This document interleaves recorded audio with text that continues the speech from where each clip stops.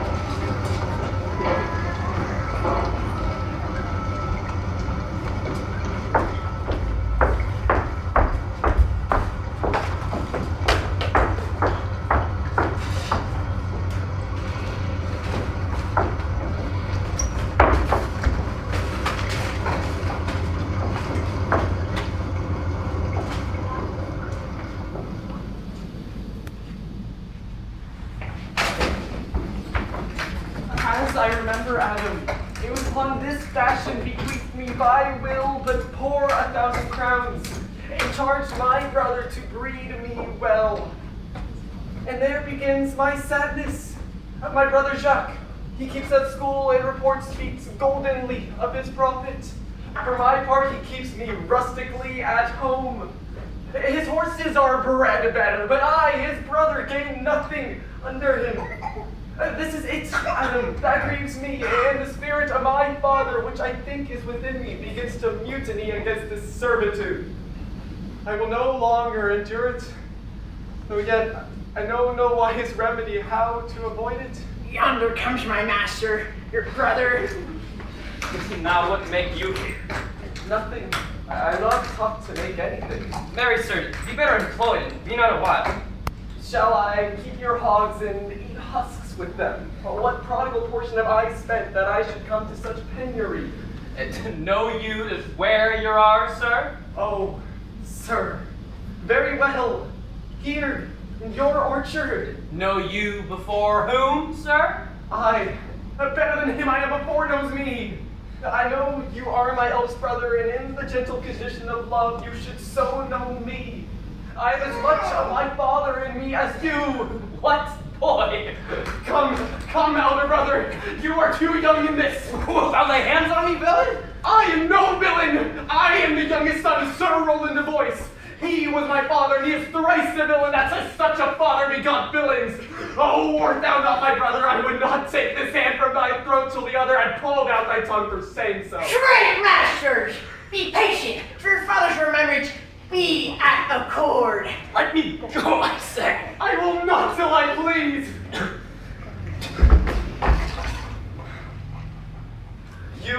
shall hear me. My father charged you in his will to give me good education. You have trained me like a peasant. The spirit of my father grows strong in me, and I will no longer endure it. Therefore, allow me such exercises as may become a gentleman. Or give me the poor lottery my father left me by testament. With that, I will go buy my fortunes. And what will thou do? Beg when that is spent? I pray you leave me. Get with him, you old dog. This old dog, my reward. Most true, I have lost my teeth in your service. God be with my old master. You'll never spout such a word. Is it so? Begin you to grow upon me? I will physic your rankness and yet give you no 1,000 crowns neither. Good morrow to you, worship. Good monsieur, what's the new news from the new court? There's no news at the court, sir, but the old news. That is, the old duke was banished by his younger brother, the new duke. Can you tell if Rosalind, the duke's daughter, be banished with her father? Oh no, for the duke's daughter, her cousin so loves her, being ever from their cradles bred together, that she would have followed her exile or have died to stay behind her. And where will the old duke live? They say he is in the forest of Arden. What, you fight before the new duke tomorrow? Very do I, sir. I came to acquaint you with the matter. I am given, sir, secretly to understand that your brother hath a disposition to come in against me to try to fall. Your brother is but young and tender, and for your love, I would be loath to foil him, as I must, for my honor, if he should come in. I'll tell thee, Charles. 'Tis the stubbornest young fellow of France, and full of ambition, an envious emulator of all men's good parts, a secret and villainous contriver against me, his natural brother. Therefore, use thy discretion. I had belief thou didst break his neck for his finger, for I assure thee, there is no one so young and so villainous to stay living. If he should come in tomorrow, I give him his payment. If ever to walk alone again, I'll never fight the prize more, and so God keep your worship. Farewell, good Charles.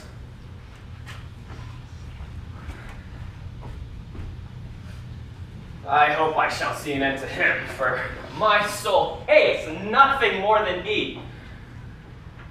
Yet he's gentle, never schooled, yet learned, full of noble devices of all sorts, enchantingly beloved, and so much so in the heart of this world, especially among my own people, that I am altogether misprized.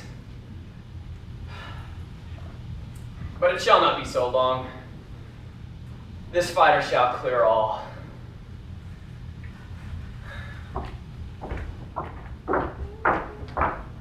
I pray thee, Rosalind, sweet my cuss, be merry.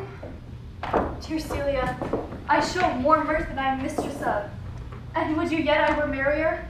Unless you could teach me to forget a banished father, you must not learn me any extraordinary pleasure.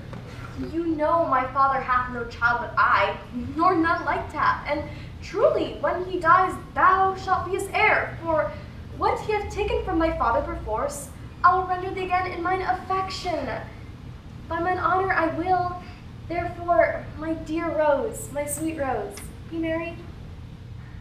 From henceforth I will, Fez. End of my sports, let me see. What do you think of falling in love? Marry I prithee do to make sport withal. But love no man in good earnest, nor no further in blush thou mayst in honor come off again. Mistress, you must come with your father. Were you made the messenger? No, but I was bid to come for you. Where you learned that, a fool? Of a certain knight, who swore by his honor that the pancakes were good, and the mustard was not. Now, I will stand to it. The mustard was good, and the pancakes were not. And yet, was not the knight forsworn? How prove you this in the great heap of your knowledge? Ay, Mary, now unmuzzle your wisdom. Stand you both forth now, stroke your chins, and swear by your beards that I'm a knave. By our beards, if we had them, thou art. By my knavery, if I had it, then I were. But if you swear by that that is not, you're not forsworn. No more was this knight swearing by his honor. Or he never had it. Or if he had, he swore it away, far before he ever saw those pancakes or that mustard. Oh, here comes Monsieur LeBeau. His mouthful of news, which he'll put us on his pigeons speed again. Then we shall be news grand. We shall be the more marketable. Bonjour, Monsieur LeBeau. What's the news? Fair princesses, you've lost much good sport. Sport of what color? What color, madame? How shall I answer you? As wit and fortune will. Or as the destinies decree. Well said. That was laid on with a trowel. Hey, if I keep not my rank. That Lucy-style smell. Hey. You amaze me, ladies. I would have told you of good boxing, which you have but lost the sight of. Shall we see this boxing, cousin? You must, if you stay here for it. Here is a place appointed for the boxing, and they're ready to performance. Yonder, sure they're coming. Let us now stay and see it.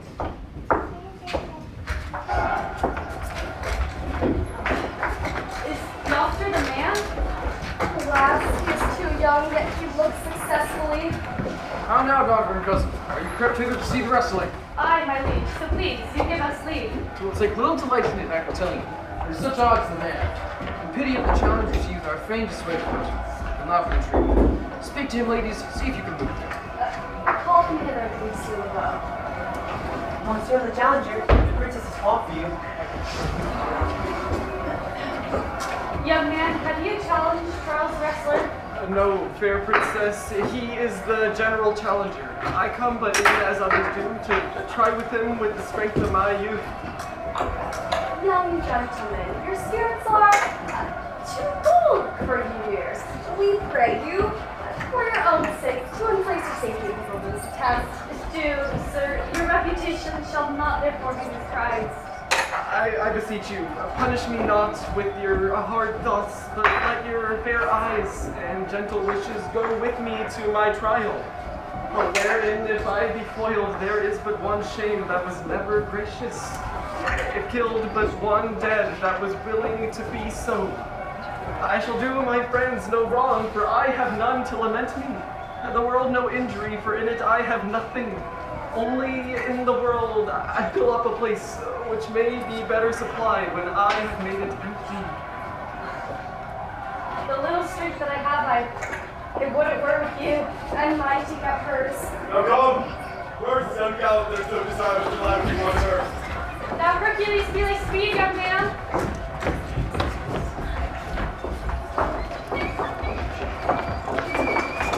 Ladies and gentlemen, it's time for the moment that you have all been waiting for. It's time for our favorite sport, boxing!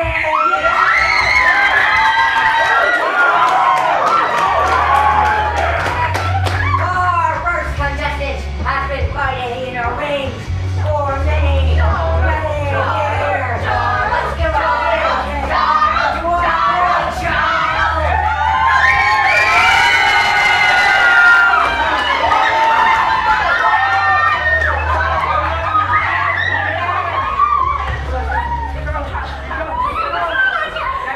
Our challenger is actually new to our ring, and he looks like a good fighter, but we just have to see.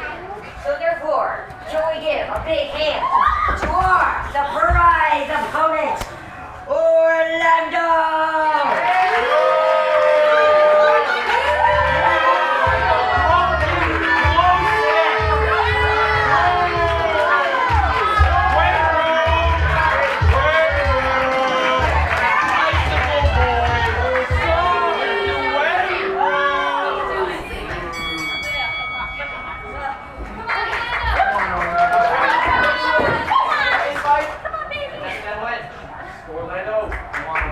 Orlando.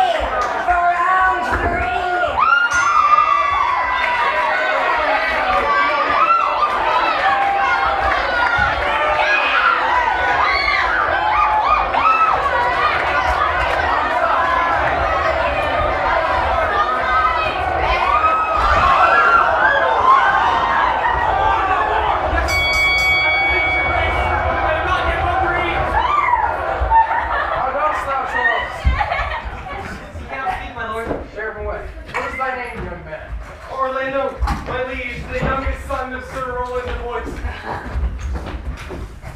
I would thou hadst been son to some man else. The world esteemed thy father honorable, but I did so find him mine enemy. Fare thee well, thou art gallant youth. I would thou hadst told me of another father. My father loved Sir Roland as his soul, and all the world was of my father's mind. Had I known before that this young man was his son, I should have given him tears unto entreaties, ere thus he should have ventured. Gentle cousin, let us go thank him and encourage him. My father's rough and envious disposition sticks me at heart. Sir, you've well deserved. Gentlemen, wear this for me. When out of suits of fortune, that could give more, but her hand lacks wings.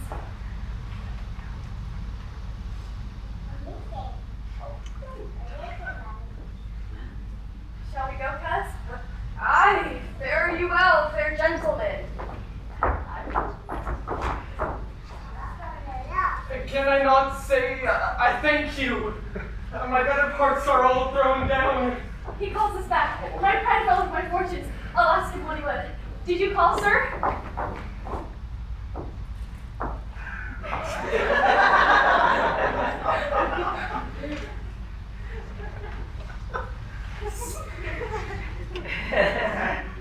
Sir, you have wrestled well and overthrown more than your enemies. Will you go, cuz? With you. Very well.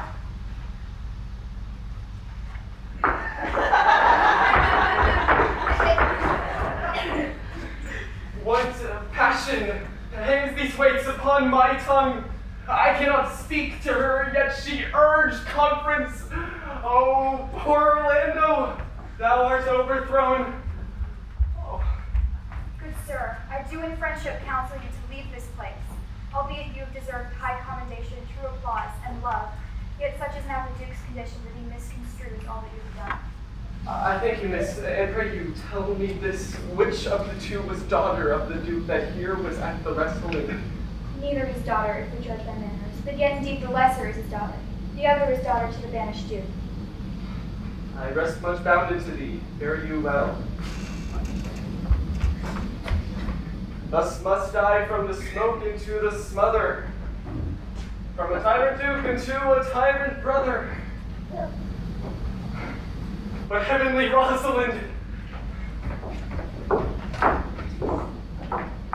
Why, cousin? Why, Rosalind? You would have mercy. But is all this for your father? No, some of it's for my child's father. Oh, how full of friars is this working day world. Is it possible on such a sudden that you should fall into such a strong liking with old Sir Roland's youngest son? The Duke, my father, loved his father dearly. Doth it therefore ensue that you should love his son dearly? By this chase, I should hate him, for my father hated his father dearly, yet I hate not Orlando. No, Kate, hate him not, for my sake. Why should he not? Doth he not deserve well? And let me love him for that. And you love him because I do. Well, look, here comes the Duke. His eyes hold anger. Mistress, dispatch you with your safest taste and get you from our court. Me, uncle? You, cousin, within these 10 days, if that thou beest found so near, our public court is 20 miles, thou diest for it. I do beseech your grace. Let me the knowledge of my fault bear with me, that I do not dream or be not prayers because I trust I am not, that never so much as in a thought unborn did I offend your highness. Thus do all traitors. If their purgation did consist in words, they're as innocent as grace itself. Let it suffice thee that I trust thee not. Yet your mistrust cannot make me a traitor. Tell me whereon the likelihood depends. Thou art thy father's daughter. There's enough. So was I when your highness took his dukedom. So was I when your highness banished that treason is not inherited, my lord. Or if we did derive it from our friends, what's that to me? My father was no traitor. Dear sovereign, hear me speak. I, Celia, will stay her for your sake. Why would she be traitor, then so am I. She's too sultry, and her smoothness, her very silence, and her patience speak to the people, and they pity her. Thou art a fool. She robs thee of thy name. Firm and irrevocable is my doom which I passed upon her. She is banished. Pronounce that sentence 10 depends on me, my liege. I cannot live out of her company. You are a fool. You, niece, provide yourself. If you outstay the time upon mine honor and in the greatness of my word, you die.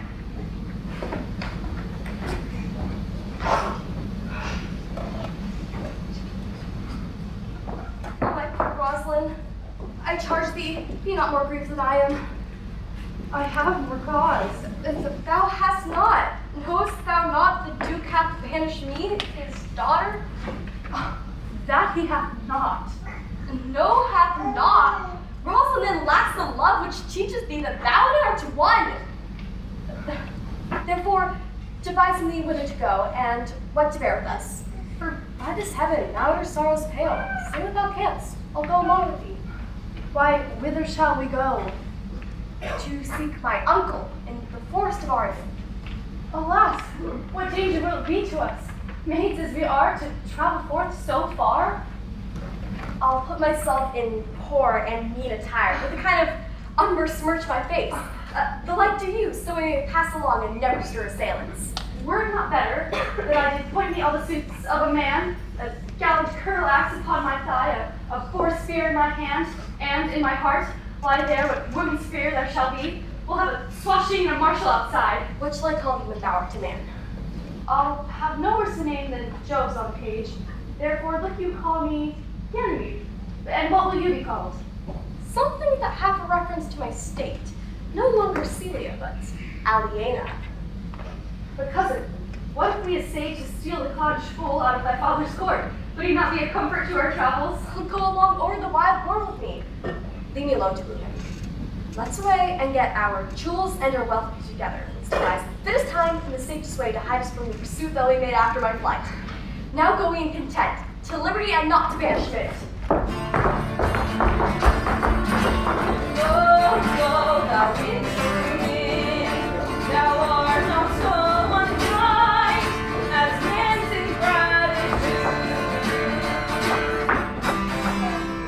Thy Duke is not so keen, because thou art not seen, although thy breath be rude. Hey ho, sing hey ho, come to the green holly, most friendship is fading, most loving near folly. Is it possible that no man saw them? I believe wherever they are gone, that youth is surely in their company. Send to his brother, let not search and inquisition coil to bring again these foolish runaways. Trees, trees, thou winter sky, thou dost not bite some night, have benefits for God. Though thou the waters warm, thy sting is not so short, as friends remember not. Hey ho, sing hey ho, come to the green holly, most friendship is waning, most loving near folly. Master, come not within these doors. This night means to burn the lodging where you used to lie, and you within it. Let me be your servant, though I look old, I'll do the work of a younger man. Oh, good old man. Master, go on, and I'll follow thee to the last gasp with truth and loyalty. Then hey ho, the holly, this life is most jolly. Then hey ho, the holly, this life is most jolly.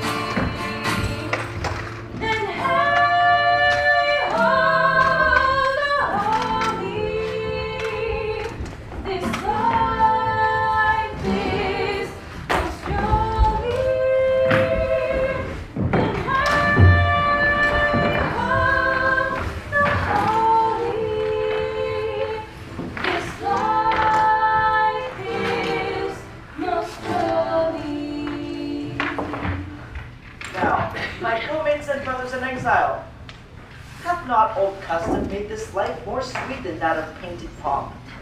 Are not these woods more free from peril than the envious court?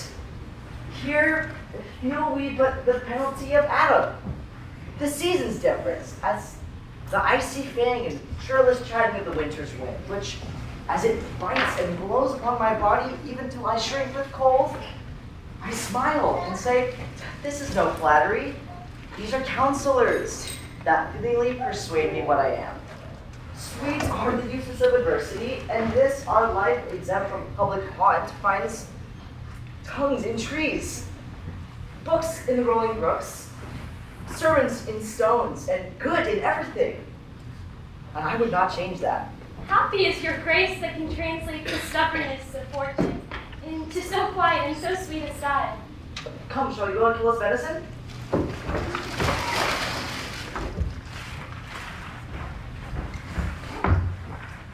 Yet it irks me, the poor dappled fools, being native burgers of this desert city, should in their own confines with folded heads have their round tops scored. Indeed, my lord, the melancholy Jacques grieves at that in that times where you do more usurps than doth your brother that has banished you. I love to cope him in these solemn fits, for then he's full of matter. I'll bring you to him straight.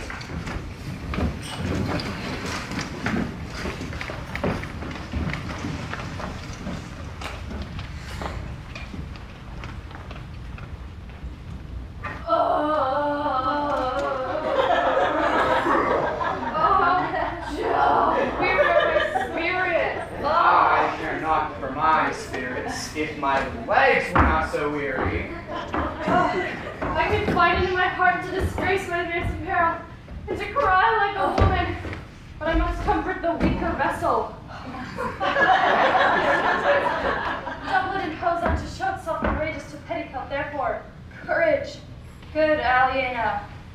I pray you bear with me, I can go no further. Well, for my part, I'd rather bear with you than bear you.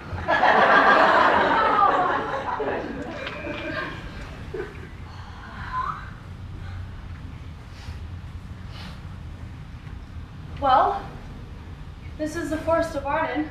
Now we are in Arden. Fool, I was at home, I was in a better situation. Travelers must be content. That is the Weedmaker's scorning still.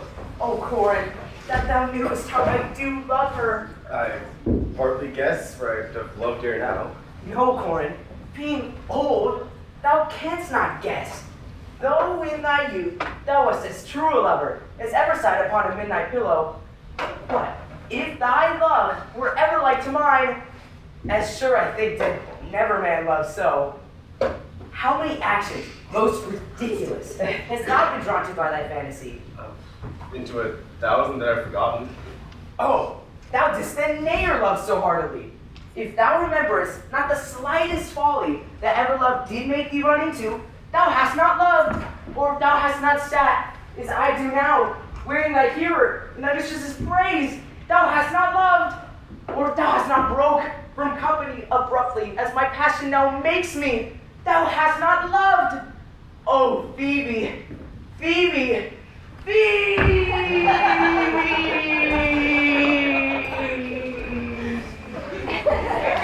Alas, poor shepherd, searching in my wound, I have by hard adventure found my own. Mine. I remember when I was in love. We that are true lovers run into strange capers, but as all that is loving in nature, so is all that is mortal in nature, loving in folly. Job, this shepherd's passion is much upon my fashion. And I mine, but it grows something stale with me. I pray you, one of you question yon man if he for gold give us any food. I faint almost to death. Holla, you clown! Peace, fool, he's not yet my kinsman. Who calls? You're better, sir. Peace, I say. Good even to you, friends. And to you, good sir, and to you all. I pray you, if that love or gold can in this desert place buy us entertainment, bring us where we may rest ourselves and feed, for here's a maiden who travel much to pressed upon her, paints for succor. Fair sir, I pity her and wish for her sake more than for my own, my fortunes were able to relieve her, but I am shepherd to the main and do not shear the fleeces that I graze. My master's of a churlish disposition and little recks to find the way to heaven by doing deeds of hospitality. Besides, our land, flocks, and bounds of feed are on sale at our sheepcote now. By reason of his absence, there is little that you will feed on, but what there is, come see. And in my voice, most welcome shall you be. I prithee, but stand with honesty, by thou the cottage, the pasture, and the flock, and thou have to pay for it of us. And we will mend thy wages. Ah, I like this place, and willingly waste my time in it. Ah. Come with me, and if you like to report the soil, the profit, and this kind of life, I will your very faithful feeder be, and bind with your gold right suddenly.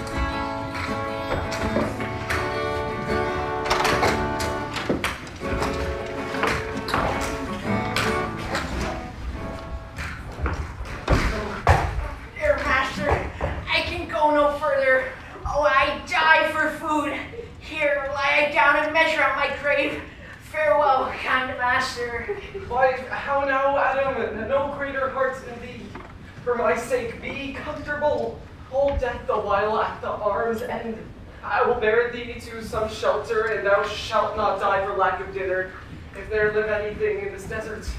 Cheer me, good Adam.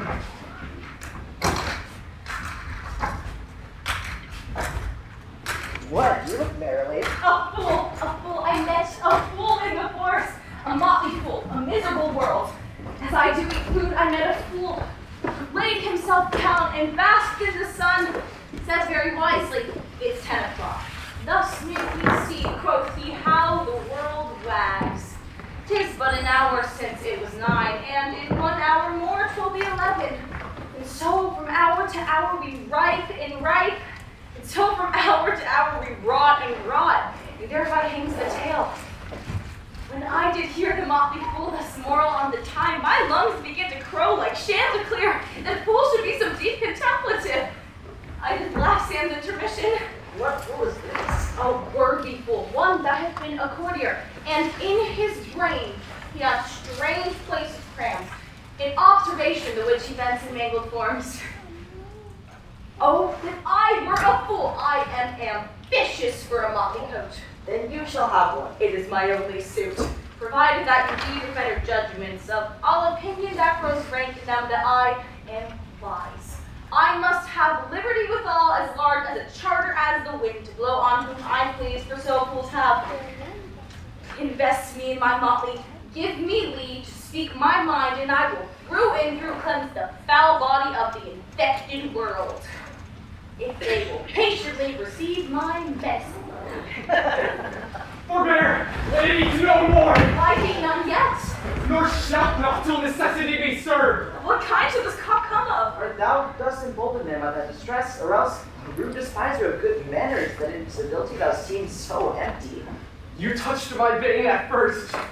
Forbear! I say he that touches any of this fruit till I my affairs are answered. And should you not be answering with reason, I must die? What would you have? Your gentleness shall force, more than your force move us to gentleness. I almost die for food, and let me have it! Sit down and feed, and welcome to our table. Speak you so gently. Pardon me, I pray you, I thought that all things had been savage here. Let gentleness my strong enforcement be, in the which hope I blush and hide my sword. And sit you down in gentleness, and take upon command what we have to be ministered. There is an old poor man who after me hath many a weary step lent in pure love, till he be first sufficed, oppressed with 2 weak evils, age and hunger. I will not touch a bit. Go find him out, and we will nothing waste until you return. Thank ye, and be blessed for your good comfort. Thou seest we are not all alone unhappy. This wide and universal theater presents more woeful pageants than the scene wherein we play in. All the world is a stage, and all the men and women merely players, have their exits and their entrances. And in his life a man plays many parts, his acts being 7 ages. At first the infant, yowling and puking in the nurse's arms. And then the whining schoolboy with shining morning face, creeping like snail unwillingly to school. And then the lover, sighing like furnace with the woeful ballad made to his mistress' eyebrow. And then the soldier, with strange oaths, jealous in honor, sudden and quick in quarrel, seeking the bubble reputation even in the cannon's mouth. And then the justice, in fair round belly, with good cap aligned, eyes severe, weird of formal touch, full of wise saws and honored instances. The 6/8 shifts into the lean and slippered pantaloon, spectacles on nose, pouch on side, a world too wide for his shrunk shank. His big manly voice turning again for his childish tremble, pipes and whistles, new sound. Last of all, then the strange eventful history, the second childishness in mere oblivion. Sam's eyes, Sam's teeth, Sam's teeth, and everything. Welcome, set down thy venerable burden, and let us speak. I thank you most for him. Fall to. Give us some music, and good cousins.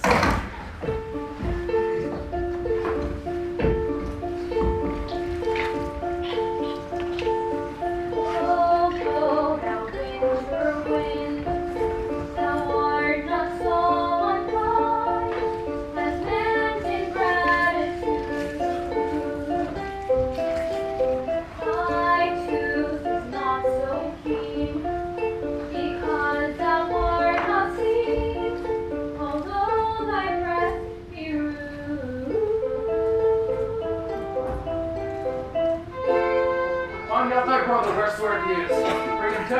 never turned down an award to seek a living in our territory. I never loved my brother in my life. Well, we will now. We'll push him out of war. They can extend upon his house and lands, do this expediently and turn him going. Be truly welcome hither, for I the gift that loved your father. You old man, welcome as thy master is. Supported by the army. Give me your hand, and let me your forces understand.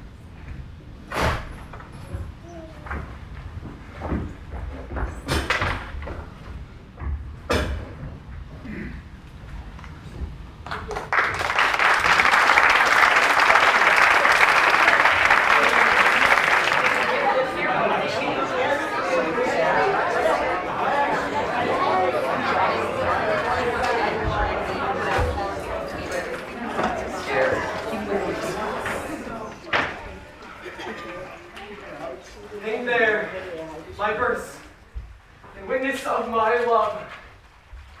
And thou, thrice-crowned queen of night, survey with thy chaste eye from thy pale sphere above thy huntress name that my full life doth sway. Oh, Rosalind! These trees shall be my books, and in their barks my thoughts I'll character. That every eye which in this forest lands shall see thy virtue witnessed everywhere. Run, run, Orlando, carve on every tree the fair, oh, the chaste and unexpressive she.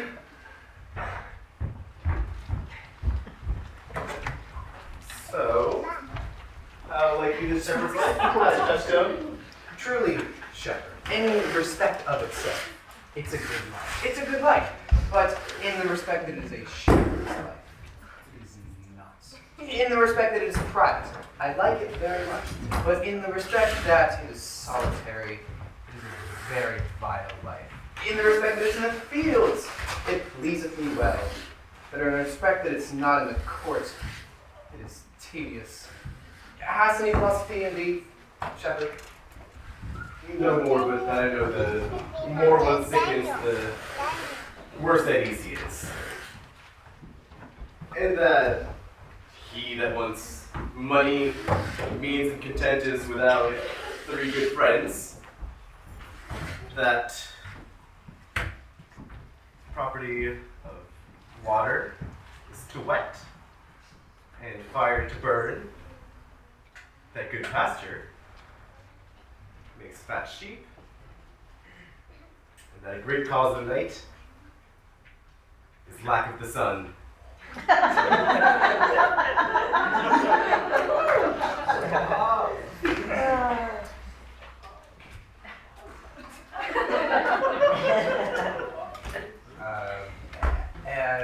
A natural philosopher. A natural philosopher. Wast thou ever in the court, shepherd? No, truly. Well, then thou art damned. caught me in court? Your reason? Well, if thou never wast in court, thou never sawest good manners. And if thou never sawest good manners, that means thy manners must be wicked. And wickedness is a sin, and sin is damnation. For thou art in a parlous state, shepherd. Not a wit touchstone. Those that are good manners in the court are as ridiculous in the country as the man of the country is most mockable of the court. You told me you salute not the court, but you kiss your hands? That courtesy would be most uncleanly if courtiers were shepherds. Instance. Briefly, come. Instance.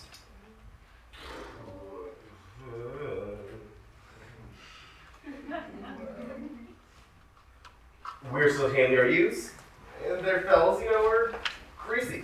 Why, is not the grease of a mutton as wholesome to the sweat of a man? Shallow. A better instance, I say. Come. You have too courtly a wit for me, sir. I'll rest. Oh, but will thou rest damned? Oh, God help thee, shallow man. Sir, I am a true laborer. I get that I eat, own that I wear, owe no man hate, envy no man's happiness, glad of other men's good, content with my harm, and the greatest of my pride is to my ewes graze, my lamb stuff. Oh, and that is another simple sin in you. To bring the ewes and the rams together and to offer to get you a living off of the copulation of cattle.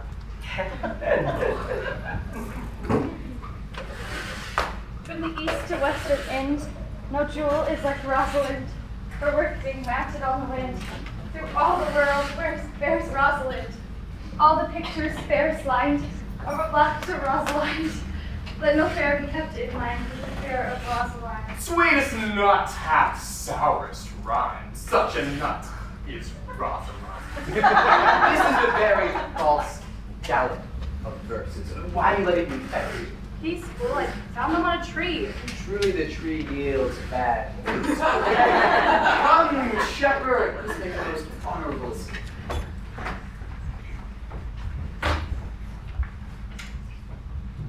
Why should this a desert be? For it is unpeopled? No. Tongues all hang on every tree, the civil saying show. Will I, Rosalinda Wright, teaching all that need to know, the quintessence of every sprite, heavenly little show. Know you who have done this? Is it a man? And a chain that you once wore about his neck? Change your color? I prithee who? Is it possible? Nay, I prithee now with the most petitionary vehemence, tell me who it is. Oh, wonderful, wonderful, and most wonderful, wonderful. It is young Orlando that tripped up the wrestler's heels in their heart and broken instant. Orlando? Alas the day! What shall I do with my doublet and hose? What did he when thou sawest him? What said he? How looked he? Where went he? What makes him here? Did he ask for me? And how parted he? Oh, when shalt thou see him again? Answer me in one word. You must borrow me gargantuous mouth first. I found it from under a tree like a dropped acorn. It may well be called Joe's tree when it drops forth such good fruit. Give me audience, good madam. Proceed. There like stretched along like a wounded knight. Though it be pity to see such a sight, it well becomes the ground. Cry hollow to thy tongue, I prithee, it currents unceasably. He was furnished like a hunter. Oh, ominous, he comes to kill my heart. I would sing my song without a burden, but that brings me out of tune. Do you not know I am a woman? When I think I must speak, sweet say on. You bring me out of thought. Comes he not here? I thank you for your company, but good faith I would have been myself alone. And so had I, but yet for fashion's sake, I thank you too for your society. God be with you. Let's meet as little as we can. Desire we may be better strangers. I pray you, Mar, no more trees writing love songs on their barks. I pray you, mar no more my verses with reading them ill-favoredly. Rosalind's your love's name? Yes, just. I don't like her name. There was no thought of pleasing you when she was christened. What stature is she of? just as high as my heart. You have a nimble wit. I think 'twas made of Atalanta's heels. Will you sit with me? And we two will rail against our mistress the world in all our misery. I will chide no breather in the world but myself, against whom I know most faults. Only fault you have is to be in love. 'Tis a fault I will not change for your best virtue. I am weary of you. By my troth, I was seeking for a fool, and I found you. He is drowned in the brook. Look but in, and you shall see him. There I shall see mine own figure. Which I take either to be a fool or a cipher. I'll tarry no longer with you. Farewell, good senior love. I am glad of your departure. Adieu, good Monsieur Melancholy. I will speak to him like a saucy lackey, and I do not have a pleasing name with him.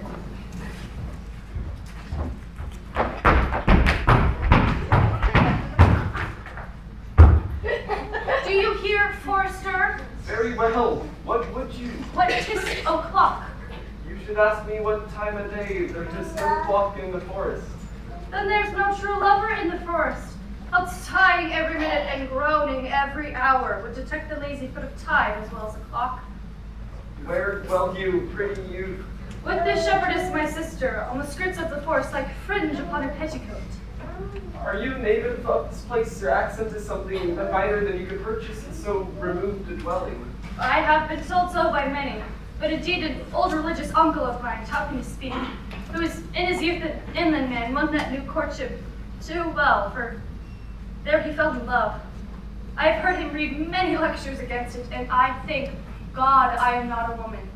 To be touched with so many giddy offenses as he hath generally taxed their whole sex withal. Do you remember any of the principal evils that he laid to the charge of women? They were all like one another as halfpence are. Every one fault seeming monstrous till his fellow fault came to match it. I pity, recount some of them. No, I will not cast away my physic on those that are sick.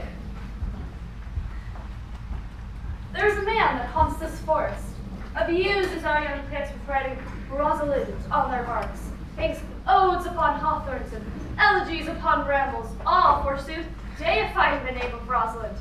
If I could meet that fancy monger, I would give him some good counsel, for he seems to have the quotidian of love upon him. I am he that is so love-shaped. I pray you, tell me your remedy. There is none of my uncle's marks upon you.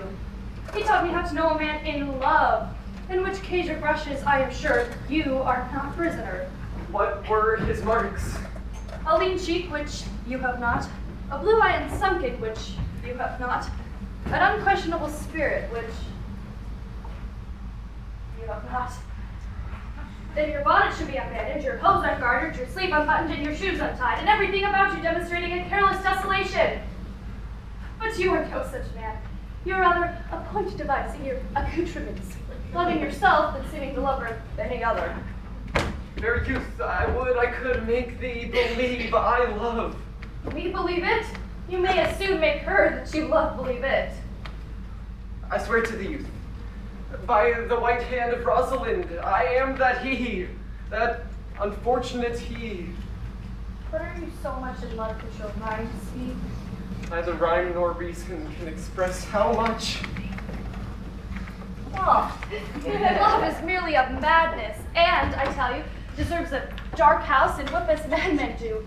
And the reason why they're not so punished and cured is that the lunacy is so ordinary that the whippers themselves are in love.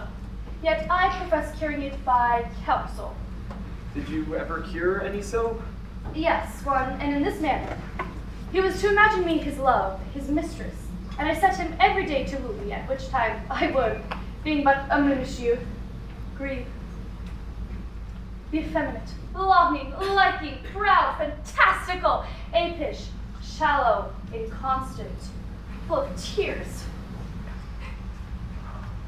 but full of smiles. For every passion something, and for no passion truly anything, as boys and women are, for the most part, cattle of this color, would now like him, now loathe him, then entertain him, then forswear him, then weep for him, then spit at him.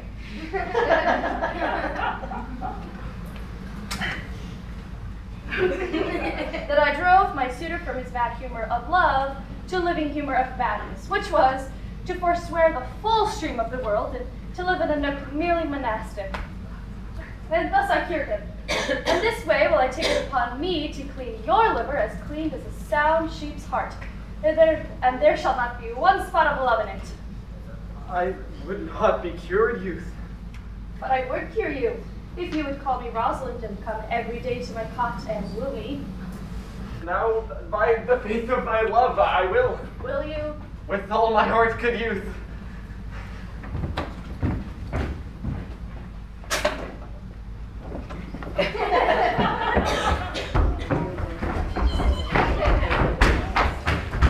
Come apace, sweet Audrey, and I will fetch up your goats, Audrey. And how, Audrey? Am I the man yet? Doth my simple feature content you? Your features? Lord warrant us. What features? I am here with thee and thy goat is the most capricious poet. Honest poet was among the gods. Truly, I would the gods had made thee poetical. I do not know what poetical is. Is it honest indeed word? Is it a true thing? No, truly, for the truest poets are the most feigning, and what they say in poetry may be said as lovers. They do feign. Do you wish then that the gods had made me poetical? I do, truly, for thou hast told me thou art honest. Now, if thou wert a poet, I might have some hope thou didst feign. Would you not have me honest? No, truly. Unless thou wert hard favored. For honesty coupled to beauty would be to have honey, a sauce to sugar. Well, I am not fair. Therefore, I pray the gods make me honest. Truly, for to cast honesty upon a foul slut were to be to put good meat in an unclean. I am not a slut. Thank the gods for my foulness. Well, praise be the gods for thy foulness. Foolishness may come hereafter. But, be it as it may be, I will marry. And, to that end, I have been with Sir Oliver Martext, the vicar of the next village, who hath agreed to meet us in this place of the forest, here, and to marry us. I would fain see this meeting. Aha! Here comes Sir Oliver. Hello, Sir Oliver. You are very welcome. I'm very glad. Will you dispatch us here under this tree, or shall we go with you to your chapel? Is there none here to give the woman?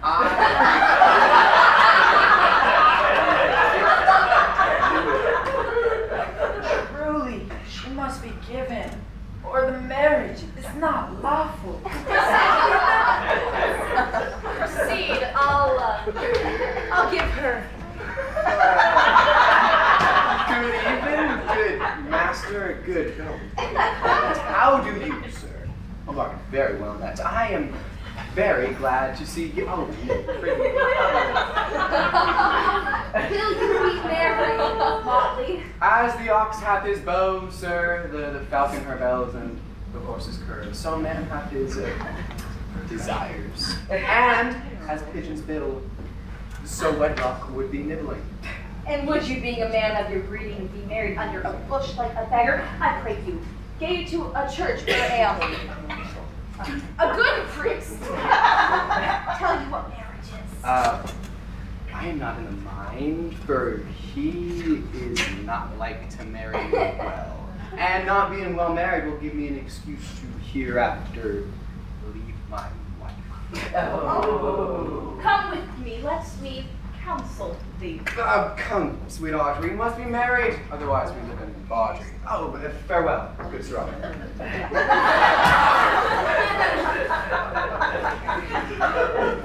Is no matter. They're a fantastical neighbor then. All shall flout me out of my calling.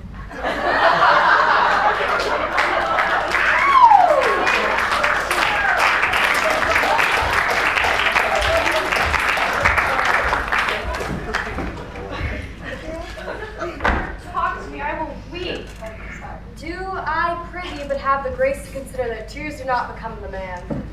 Have I not cause to weep? As good cause one desired, therefore weep. Why did he promise he would come this morning and comes not? Nay, certainly there's no truth in him. Do you think so? Yes, I think him not a pig purse nor horse dealer, but for his verity and love, I do think him as concave as a covered goblet or a worm-eaten nut. Not true in love? Yes, when he is in, but I think he's not in. You have heard him swear downright he was. Was is not is. Besides, the open lover is no truer than the word of a tapster. Mistress! Master! You've often inquired after the shepherd that complained of love, who you saw sitting beside me on the turf, praising the proud, disdainful shepherdess that was his mistress. Well, and what of him? If you'd see pageant truly played between the pale complexion of true love and the red glow of scorn and disdain, go hence a little, and I'll mark you, if you'll conduct it. Sweet Phoebe, do not scorn me. Do not, Phoebe. Say that you love me not, but say not so in bitterness. I would not be thy executioner. I fly thee, so I will not injure thee. Oh, dear Phoebe, if ever, as it ever may be near, you meet in some fresh cheek, the power of fancy, then shall you know the wounds invisible that love's keen arrows make. But till that time, come not thou near me, and when that time comes, afflict me with thy mocks, pity me not, as till that time I shall not pity thee. Who might be your mother, that you insult, exult, and all at once over the wretched? What, though you have no beauty, I see no more in you than without candle may go dark to bed. Must you therefore be proud and pitiless? Why, what means this? Why do you look upon me? I see no more in you than the ordinary adventure sailor. What's my little life? I think she needs to entangle my eyes too. No faith, proud mistress, hope not after it. 'Tis not your inky brows, your black silk hair, your bugle eyeballs, nor your cheek of cream that can attain my spirits to your worship. You foolish shepherd, wherefore do you follow her? You are 1,000 times a proper man than she a woman. 'Tis such fools as you that make the world full of ill-favored children. It is not her glass, but you that flatters her. But mistress, know yourself. Down on your knees and thank thank heaven, fasting for a good man's love, for I must tell you friendly in the ear. Sell when you can. You are not for all markets. You are therefore followed by a faithful shepherd. Look upon him, love him, take his offer. Me, you. I'd rather hear you chide than this man woo. He's fallen in love with your anger and shall fall in love with my foulness. I pray you do not fall in love with me. For I am falser than vows made in wine. Besides, I like you not. Come to our flock.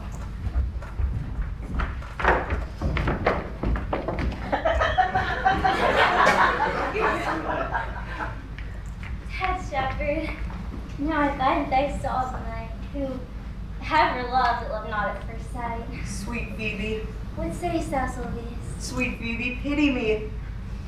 Why, I do pity thee, gentle.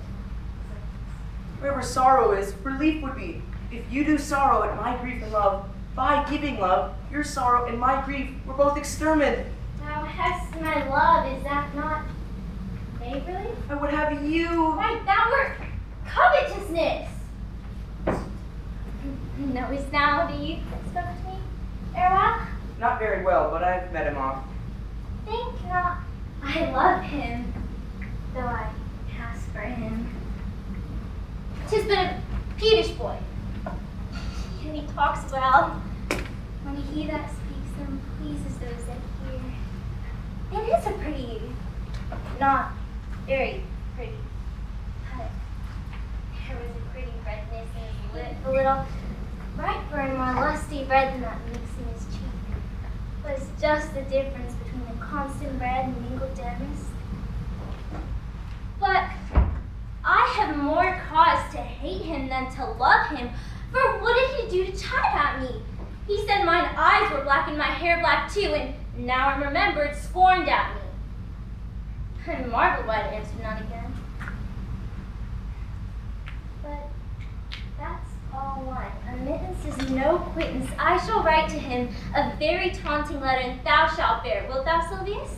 Phoebe, with all my heart. I will be bitter with him and straight. The matter's in my head and in my heart. Go with me, Sylvius. Patience, gentle. Audrey, there will come a time, Audrey. Faith, the priest was good enough. Most, Robert lady sayings. most wicked Sir Oliver, Audrey. Most vile Martex, but Audrey. In the forest here, that lays claim to you. I know who 'tis. He hath no interest in me in the world. Here comes the maiden me. It is meat and drink to see a cloud. Good even to you, Audrey. God ye good even, William. And good even to you, sir. Good even. Oh, nay, prithee, be covered. How old are you, friend? 5 and 20, sir. 5 and 20. Right age. Is thy name William? William, sir. William. A fine name. Wast born in the forest here? Aye, sir. I think so. Thank God. Excellent answer. Art rich. I, in faith, sir. So-so. So-so. is good. Very good. Very excellent good. And yet it is not. What? It is so-so. Art thou wise? Aye, sir. I have a pretty wit.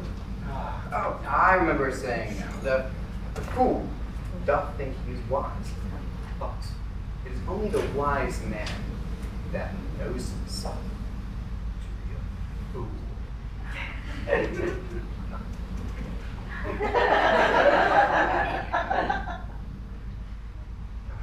Do you love this maid? Yes, I do, sir.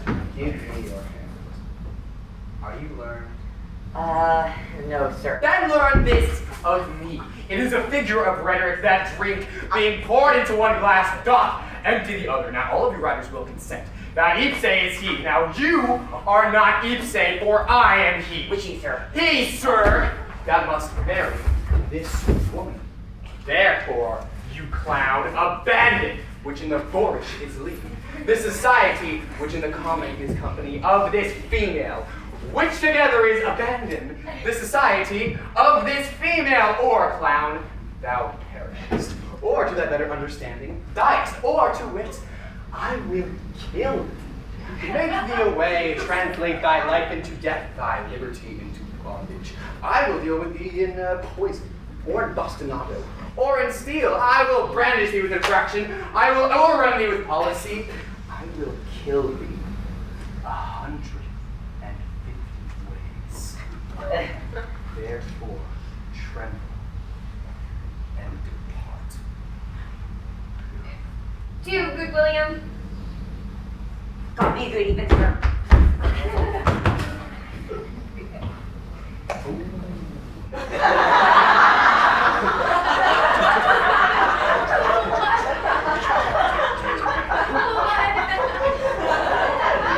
Trip, Audrey, trip.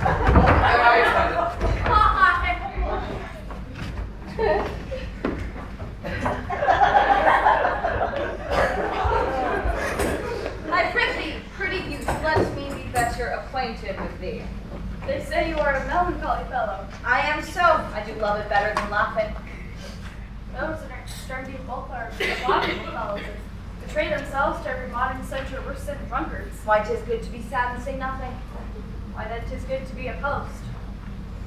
I have neither the scholar's melancholy, which is emulation, nor the musician's, which is fantastical, nor the courtier's, which is proud, nor the soldier's, which is ambitious, nor the lover's, which is all these. But 'tis a melancholy of mine own, compounded of many simples, extracted from many objects, and indeed the sundry's contemplation of my travels, in which my often rumination wraps me in a most humorous sadness. The traveler, By my faith, you have great reason to be sad. I fear you have sold your own lands to see other men's. Therefore, to have seen much and to have nothing is to have rich eyes and poor hands. Yes, I've gained my experience. And your experience makes you sad. I had rather have a fool to make me merry than experience to make me sad, and to travel for it too. Good day and happiness, dear Rosalind. Nay then, God be with you. And you speak in blank verse. Farewell, Mr. Traveler. Why, how now, Orlando? Where have you been all this while? You're a lover, and you served me such another trick, never come in my sight more. My fair Rosalind, I come within an hour of my promise. Break an hour's promise in love. Pardon me, dear Rosalind. Nay, and you be so tardy, come no more in my sight. I had as lief be wooed of a snail. Of a snail. I am a snail, for though he comes slowly, he carries his house on his head. A better jointure, I think, than you make women. Besides, he brings his destinies with him. What's that? Why, horns, which such as you are fain to be beholden to your wives for. But he comes armed in his fortune and prevents the slander of his wife. Virtue is no hornmaker, and my Rosalind is virtuous. And I am your Rosalind. It pleases him to call you so, but he hath the Rosalind of a better leer than you. Come, woo me, for now I'm in a holiday humor and like enough to consent. What would you say to me now, and I were your very, very Rosalind? I would kiss before I spoke.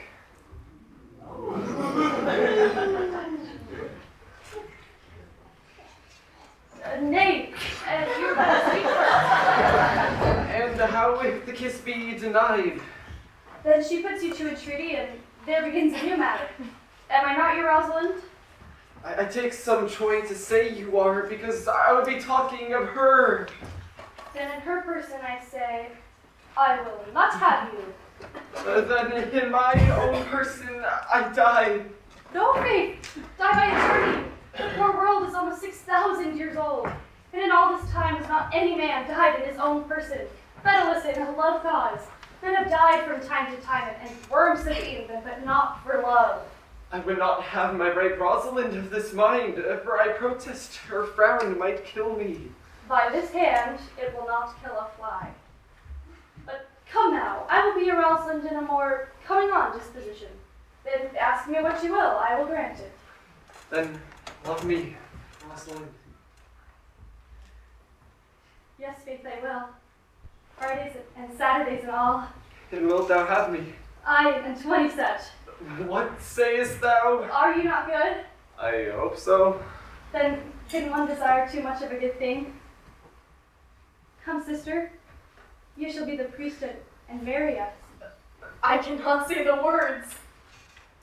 You must begin. Will you, Orlando, go to?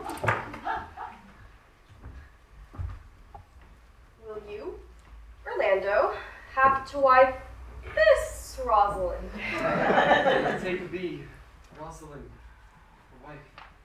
I do take thee, Orlando, for my husband. Oh.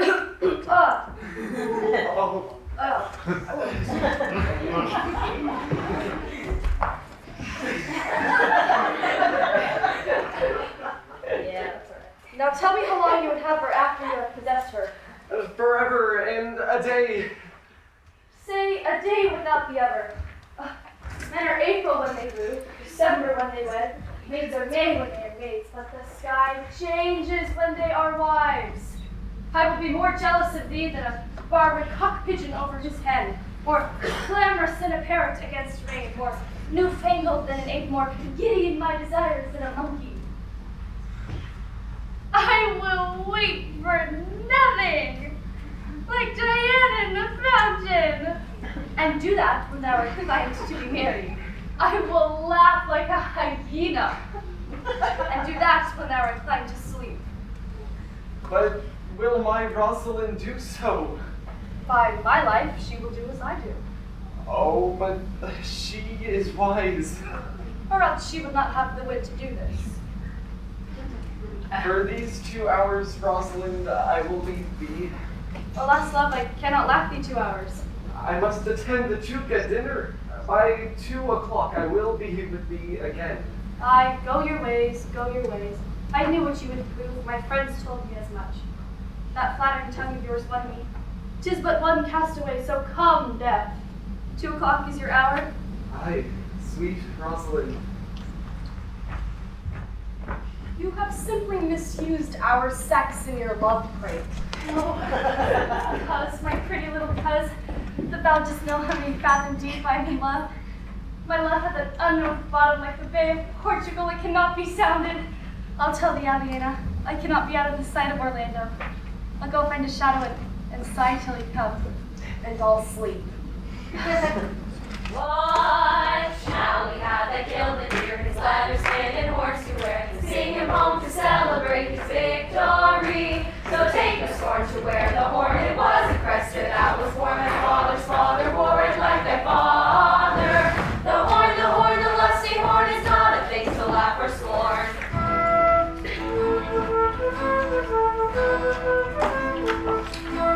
They say he is already in the forest of autumn, sir, and a many merrymen. And they say that they live like the old road, and that many young gentlemen flock to him every day and lead the time carelessly, just like they did in the Golden World.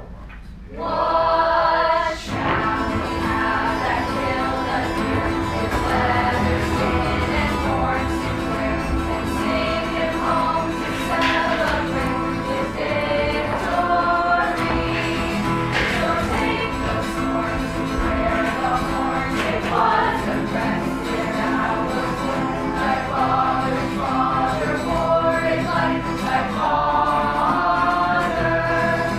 The horn, the lusty horn, is not a chain to laugh or scorn.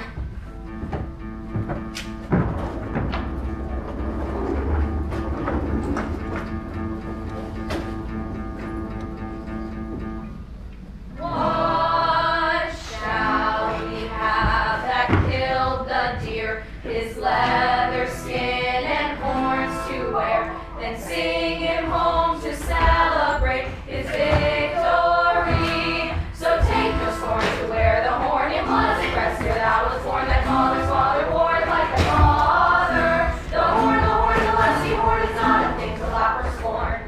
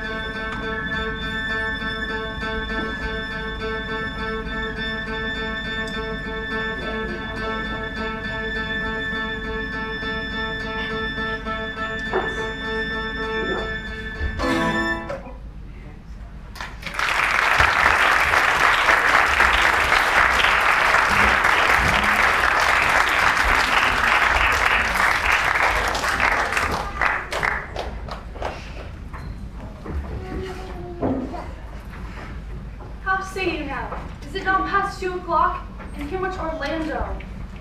I warrant you with pure love and trouble bring, he has ta'en his bow and arrows and gone forth to sleep. Look who comes here. My errand is to you, fair youth. My gentle Phoebe bid me give you this. If the scorn of your bright eye hath power to raise such love in mine, alack in me what strange effect would they work in mild aspect. Whilst you chide me I did love, how then might your prayers move? He that brings this love to thee, little knows this love in me. If I him seal up thy mind, whether that thy youth and kind will the faithful offer take of me and all that I can make, or else by him my love deny, and then I'll study how to die. Alas, poor shepherd. Do you pity him? But no, he deserves no pity. Wilt thou love such a woman? What, to make thee an instrument and to play false strains upon thee? Not to be endured. Well, go your way to her, for I see love hath made thee but a tame snake. And say this to her, that if she love me, I will not have her. And if she will not, I will not have her unless thou entreat for her. If you be a true lover, hence, and not a word. Good morrow, fair ones. Pray you, if you know, where in the purlieus of this forest lies a sheepcote fenced about with olive trees? West of this place, down the Laven's bottom, the rink of osiers by the murmuring stream. Left on your right hand brings you to this place, but at this hour the house doth keep itself. There's no within. If that and I may profit by a tongue, then I should know you by description. Are not you the owner of the house I did inquire for? It is no boasting asked it, I am. Orlando doth commend it to you both, and to the shepherd he calls us Rosalind, he gives this bloody napkin. Are you he? I am. What must we understand by this? Some of my shame, if you will know of me, the man that I am, and how and where and why this handkerchief was stained. I pray you tell it. When last the young Orlando did part from you, he left a promise to return again. But what befell? He threw his eye aside, and mark what object did present itself. A wretched, ragged man, overgrown with hair, lay sleeping on his back, under which bushy shade a lioness lay couching. This scene, Orlando did approach the man and saw that it was his brother, his elder brother. Oh, I did hear him speak of that same brother, and he did rank him the most unnatural that lived amongst men. And well he might so do. But to Orlando, did he leave him there, food to the sucked hungry lioness? Twice did he turn his back and purpose so, but kindness ever nobler than revenge, and nature ever stronger than its just occasion made him give battle to the lioness, who quickly fell before him, in which, hurtling from miserable slumber, I awaked. Are you his brother? Was you he rescued? Was you that so did oft contrive to kill him? 'Twas I, but 'tis not I. I do not shame to tell you of what I was, and so clearly so nice my conversion tastes, but being the thing that I am. But to the bloody napkin. By and by, brief, I recovered him and bound up his wound. Given some small space, being strong at heart, he sent me hither, stranger as I am, to tell this story, that you might excuse his absence, and to deliver this bloody handkerchief unto the shepherd youth he doth in sport call his Rosalind. Oh,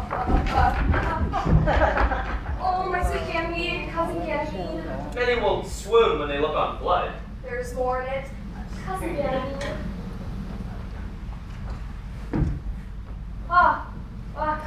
Sirrah, the body would think this is counterfeited. Hey ho! This was not counterfeit. There is too great testimony in your complexion that it was a passion of earnest. Counterfeit, I assure you. Take a good heart and counterfeit to be a man. So I do, in faith I should have been a woman by right. Come, you look paler and paler. I pray you draw homewards, good sir, go with us. And that will I, for I must bear answer back. How will you excuse my brother Rosalind? I will devise something, but please commend my counterfeiting to him. Will you go? Tomorrow is the joyful day, Audrey. Tomorrow we will be married. I do desire with all my heart, and I hope it is no dishonest desire to wish to be a woman of the world. Well met, honest gentleman. By my troth, yes. Well met. And a song.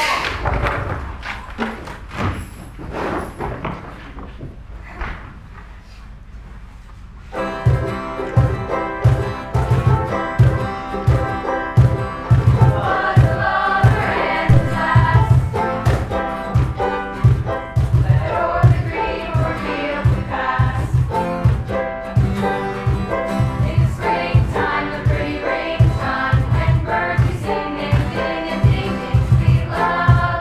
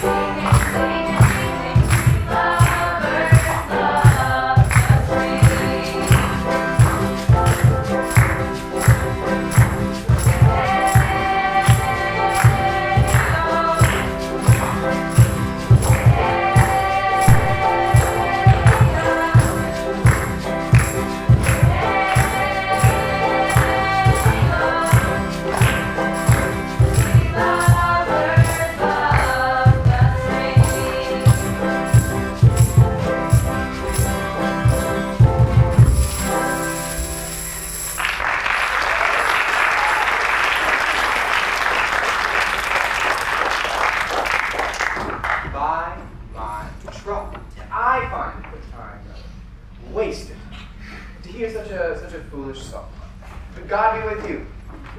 And mend your voices. Come, sweetheart. Is it possible that on so little acquaintance you should like her, and that when seeing you should love her, and loving woo, and wooing she should grant? And will you persever to enjoy her? Neither call the giddiness of it into question, the poverty of her, our small acquaintance, my sudden wooing, nor her sudden consenting, but say with me, I love Aliena. Say with her that she loves me. Consent to both that we may enjoy each other. It shall be to your good, for the house and all the revenue that was old Sir Roland's, I shall estate upon you, and here live and die a shepherd. You have my consent. Let your wedding be tomorrow. Thither will I invite the Duke and all his contented followers.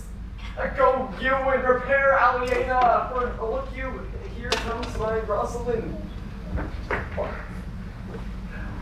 Alas, dear Orlando, that grieves me to see thee lay thy heart in a scarf. It is my arm.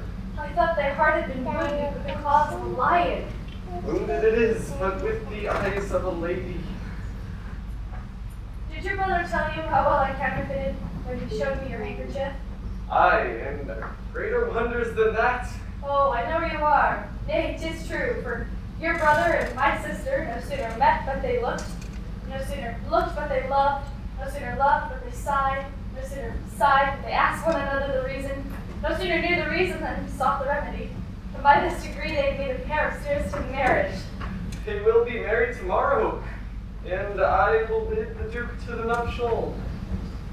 But, oh, how bitter a thing it is to look into happiness through another man's eyes. By so much the more shall I tomorrow be at the height of heart heaviness, by how much I shall think my brother happy in having what he wishes for. Why then, tomorrow, can I not serve your turn for Rosalind? I can live no longer by thinking. I will weary you then no longer with idle talking.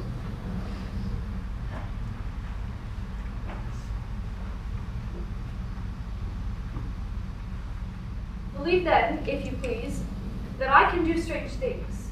I have, since I was 3 years old, conversed with an old magician, most profound in his art, and yet not damnable. If you love Rosalind so near the heart as your gestures cries it out, when your brother marries Aliena, you shall marry her. I know into what straits of fortune she is driven, and it is not impossible to me, if it appear not inconvenient to you, to set her before your eyes tomorrow, human as she is, and without any danger. Speakest thou in sober meanings? By my life, you shall be married to Rosalind. You shall be married tomorrow, and to Rosalind, if you will. You have done me much ungentleness to show the letter that I writ to you. I care not if I have. It is my study to seem despiteful and ungrateful to you. You are there followed by a faithful shepherd. Look upon him, love him, cry the man mercy. Good shepherd, tell this youth what 'tis to love. It is to be all made of sighs and tears, and so am I for Phoebe. And I for Ganymede. And I for Rosalind. And I for no woman. It is to be all made of faith and service, and so am I for Phoebe. And so am I for Ganymede. And I for Rosalind. And I for no woman. It is to be all made of fantasy, all made of passion, and all made of wishes, all adoration, duty, and observance, all humbleness, all patience and impatience, all purity, all trial, all observance, and so am I for Phoebe. And so am I for Ganymede. And so am I for Rosalind. So am I for no woman. If this be so, why blame you me to love you? If this be so, why blame me to love you? If this be so, I blame you me to love you. To who do you say, why blame you me to love you? To her that is not here, nor doth not hear. I pray you no more of this. 'Tis like the howling of Irish wolves against the moon. Tomorrow, meet me all together. I will marry you if I ever marry woman, and you shall be married tomorrow. I will satisfy you if I ever satisfy man, and you shall be married tomorrow. I will please you if what pleases you contents you, and you shall be married tomorrow. As you love Rosalind, meet.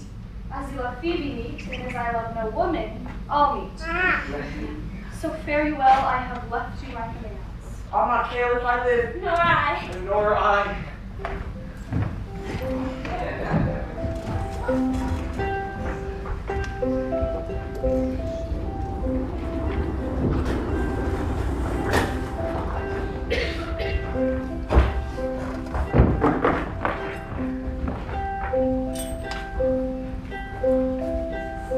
Never take the present time. For love is crowded with the crime. In springtime, the pretty rain time, when birds do sing a ding a ding ding. Sweet flowers love the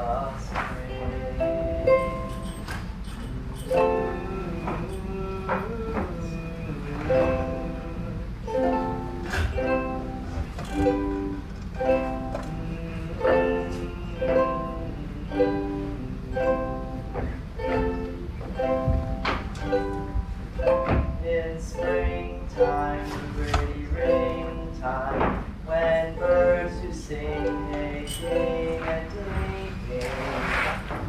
Sweet flowers love us.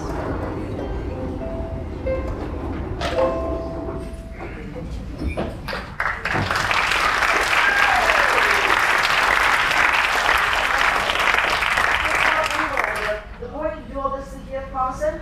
I sometimes do believe, and sometimes do not, as those that fear they hope, and know they fear. I do remember the shepherd boy some gladly touches of my daughter's favor. My lord, the first time that I ever saw him, we thought he was a brother to your daughter. There is sure another flood toward, and these couples are coming to the ark. Here comes a pair of very strange beasts, which in all tongues are called fools. Salutations and greetings to you all. Good my lord, bid him welcome. This is a motley-minded gentleman I've met so often in the forest. He hath been a courtier, he swear. God you, sir. I press him here, sir, amongst the rest of the country populations, to swear and to forswear as marriage binds and blood breaks. A poor virgin, sir. An ill-favored thing, sir. I take it upon myself to humor of mine to take that no man else will. This is not a rare fellow, my lord. He's as good as anything yet a fool.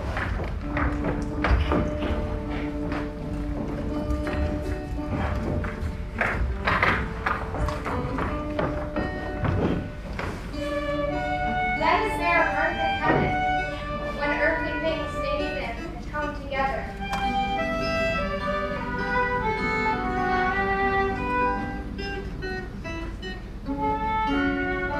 Good Duke, receive thy daughter. Time from heaven brought her, yea, brought her hither.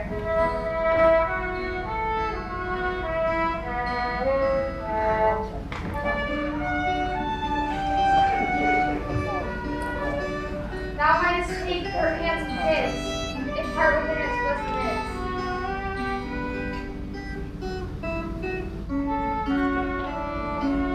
To you I give myself, for I am yours. To you I give myself, for I am yours. There be truth in sight. You are my daughter. There be truth in sight, you are my Rosalind. I'll have no father if you do not eat. I'll have no husband if you do not eat. And there no woman if you do not cheat. Peace soak, my far confusion, 'tis we must make provision of these most strange events.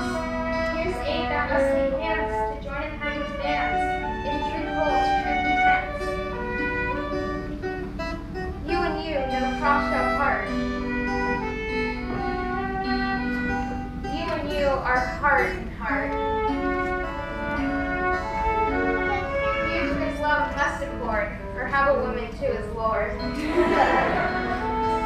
and you are sure together, as winter to foul weather. Also, wedlock can be safe. Feed yourself with questioning. Why reason wonder may diminish. How thus the men these things finish. My niece, welcome thou art to me. Even daughter, welcome in no less degree. I will not eat thy word now thou art mine, and make my fancy to be doth know.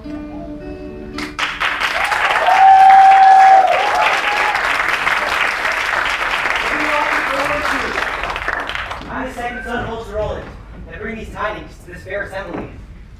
Duke Frederick, hearing how that every day men of great worth resort into this forest, addressed a mighty power, which were on foot. In his own conduct, purposely stake his brother here, and put it to the sword. And to the skirts of this wild wood he came, where, meeting with an old religious man, after some question with him, was converted both from his enterprise and from the world, his crown bequeathing to his banished brother, and all their lands restored to them again, that were with him exiled. This to be true, I do engage my life. Welcome, good man. Thou offerest fairly to thy brother's wedding. First, in this forest, let us do those ends that here will well be done and well be got. And after, every of this happy number that have endured shrewd days and nights with us shall share in the good of our returning fortune. Meantime, forget this newfound dignity and fall into rustic revelry. Play music, and you, right as the bridegrooms off, with measure deep in joy, the measures fall. Sir, by your patience, if I heard you rightly, the Duke hath thrown a religious life and thrown into neglect the pompous court? Yeah. Then will I. Out of these convertites is much matter to be heard and learned. You, to your former honor I bequeath, your patience and your virtue well deserves it. You, to a love that your true faith doth merit. You to your land and your love and great allies. You to a long and well-deserved bed, and you to wrangling for thy loving voyages, but for 2 months victual. So to your pleasures, I'm rather than plans and measures. Stay, take me, stay. I'll save notes in the abandoned cave. Proceed, proceed. When we get these rites, as we trust they'll end in true delights.